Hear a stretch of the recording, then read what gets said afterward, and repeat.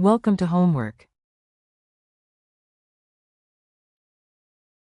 Now we have a beam that is bent halfway down its length. So we have 6 meters here and 6 meters here.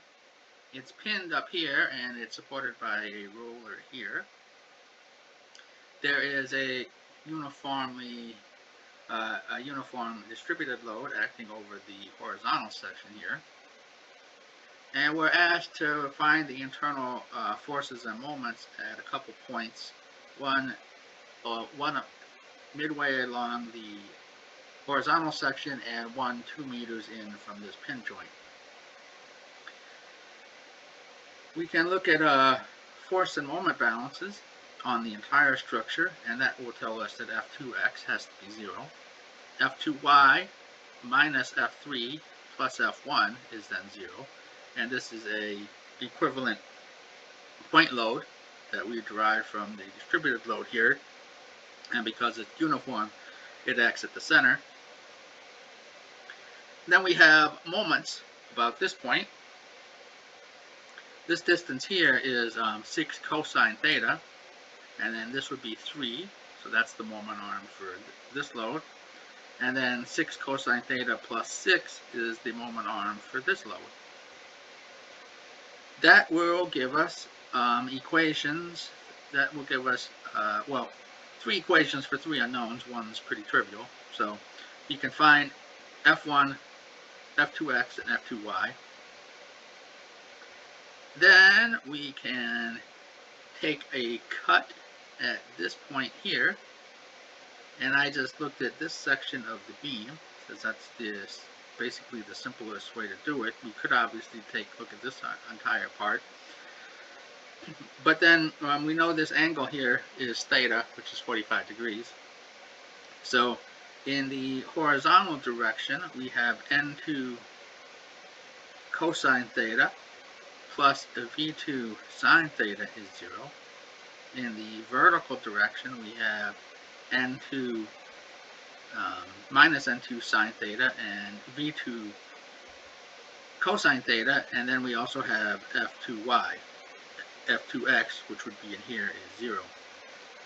And then we have moments about this point, and the moment arm here for this shear force is 2 meters, and then we have the internal moment m2. So that gives us 3 more equations where we can find n2, v2, and m2. And finally, we want to take a cut here. And in this case, we're cutting through this distributed load. So we need to kind of redo where our point load is. So F3 prime is going to be half the magnitude of F3 because we cut this distributed load in half. And then this distance here will be 1.5 meters from this point.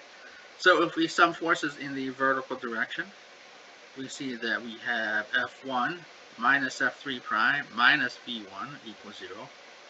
We then have N1 equals 0. And 1.5 times F3 prime for a moment from this. And moment from here, we have 3v1, and then we apply the internal moment m1 here. So that gives us another, 3 equations and 3 unknowns, but again, one is trivially solved. So we can take, in the end, what we have here is, if we just take them all, we have 9 equations and 9 unknowns. But obviously, they're pretty easy to solve, just individually. Just kind of cranking through the algebra. And in the end, here's what we get. We get that F1 equals 8.49 kilonewtons. F2y is 3.51 kilonewtons. The shear force at 2 here is minus 2.49 kilonewtons. The normal force here is, I think this should actually be a 9. Is 2.4, also is 2.49 kilonewtons. So this is in tension here, which you'd expect. And then the bending moment is 4.97 kilonewton meters. Now over here, we have the shear force is 2.49 kilonewtons. The normal force, as we found, is 0. And the bending moment is 16.5 kilonewton meters.